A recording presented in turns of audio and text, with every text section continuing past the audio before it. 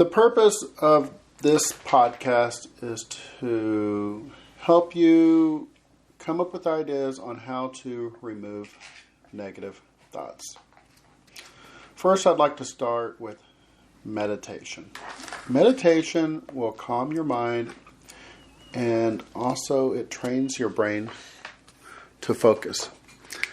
That's something you can use to help steer yourself away from negative thoughts or feelings. The ability to focus through meditation. Researchers have even found that meditation physically changes your brain in areas linked to depression. Activities like yoga and Tai Chi may help in a similar way. Positive thinking helps with stress management and can even improve your health. Practice overcoming negative self-talk using the following examples. First, is your glass half empty or half full? Now, how you answer this age-old question about positive thinking may reflect your outlook on life, your attitude towards yourself, and whether you're optimistic or pessimistic. And it may even affect your health. Okay, indeed, some studies show that personality traits such as optimism and pessimism can affect many areas of your health and well-being. The positive thinking that usually comes with optimism is a key part of effective stress management. And effective stress management is associated with many health benefits. If you tend to be pessimistic, don't despair. You can learn positive thinking skills. Positive thinking doesn't mean that you ignore life's less pleasant situations. Positive thinking just means that you approach unpleasantness in a more positive and productive way. You think the best is going to happen, not the worst. Positive thinking often starts with self-talk. Self-talk is the endless stream of unspoken thoughts that run through your head. These automatic thoughts can be positive or negative. Some of your self-talk comes from logic and reason. Other self-talk may arise from misconceptions that you create because of lack of information or expectations due to preconceived ideas of what may happen. If the thoughts that run through your head are mostly negative, your outlook on life is more likely pessimistic. If your thoughts are mostly positive, you're likely an optimist, which is someone who practices positive thinking. One theory is that having a positive outlook enables you to cope better with stressful situations, which reduces the harmful health effects of stress on your body. It's also thought that positive and optimistic people tend to live healthier lives. They get more physical activity, follow a healthier diet, and don't smoke or drink alcohol in excess. If you tend to have a negative outlook, don't expect to become an optimist overnight. But with practice, eventually your self-talk will contain less self-criticism and more self-acceptance. You may also become less critical of the world around you. When your state of mind is generally optimistic, you're better able to handle everyday stress in a more constructive way. That ability may contribute to the widely observed health benefits of positive thinking. Okay, that was what I had just discussed was really the meditation aspect. But I also want to share some other approaches to removing negative thoughts. Okay, the first thing I want you to do when you're trying to remove negative thoughts is I want you to stop and take a step back. Take a look at your problem with a wider point of view, and you'll quickly realize that it's not that bad. You can be happy, successful, and have all the time in the world.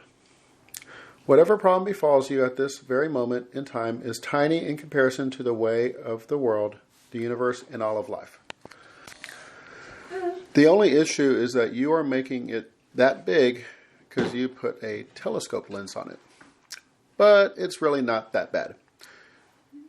You are just done with a huge relationship, be it a divorce or a regular breakup. Your heart is bleeding and you think you can never find love again. So please come off of it. There are 7 billion people on this planet that could all love you if you gave them a chance. That one person may not have been the one for you, or you two maybe had been too different, but the chances that you find absolutely no one in 7 billion people is ridiculously tiny. Besides, For all that time you have been together, there was a person who loved you, or at least liked you enough to take part in what was your life.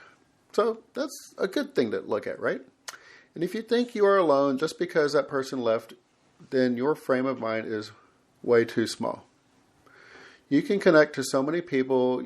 You share hobbies, ideas, and passions with probably millions of other people. You laugh, you cry, and you even get naked when you shower, just like everybody else. You dream about a better life, struggle through some days, and love so much and hard that you do not know how to contain it all. All of this you share with everybody in the world, for just like them, you are human too. And if you are worried about your job or your future or your success or anything else, know that there are other people out there struggling in the same way.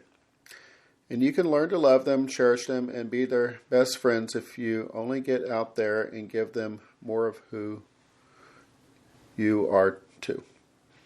Now, it's not that nobody loves you or that there is nothing out there for you. It's just that the world doesn't see you yet because you have not shown your true self. Life is so large, but we make it so small by blowing up our problems totally out of proportions. But when you take a good hard look at things from a bigger perspective, you understand that nothing is lost yet. People in worse positions than you have achieved more than you, and people in better positions have ended their life earlier than you. Some rode the high life to success, while others despaired in an everlasting downward spiral, and those people exist on all walks of life. Which means that you have the option, the opportunity, and the possibility to take your life in any way you like. The point is that nothing is truly lost, nothing is over until it is over, but you have to expand how you view it. If your entire mindset is focused on one person, or on one career path, and one path to happiness, then of course you'll feel like your life is over should that path be lost. But life is not that small, and you are not that small either. There are thousands of paths to take to an amazing life, millions of things to do to feel passion and meaning, and billions of ways to smile and be happy. So take a deep breath right now, lean back in your chair, and open your eyes to the world in front of you. The world is a vast place, and you can do so much. You just have to go out and try. Be brave. Message that friend that you keep missing. Post your art or writing online. Talk to the person you've been crushing over and take a step to make your life better, even if it's just today. Just know that no matter what your problem is, it is nothing you cannot overcome. If anyone else in the world has overcome anything, even remotely similar, then you, as a human, can as well overcome it. Look at your life in the bigger scheme of things and see that you have time, you have energy, and you have a world full of possibility. And then go out and take it. Okay, I want to thank you for listening. I ask that you please consider subscribing.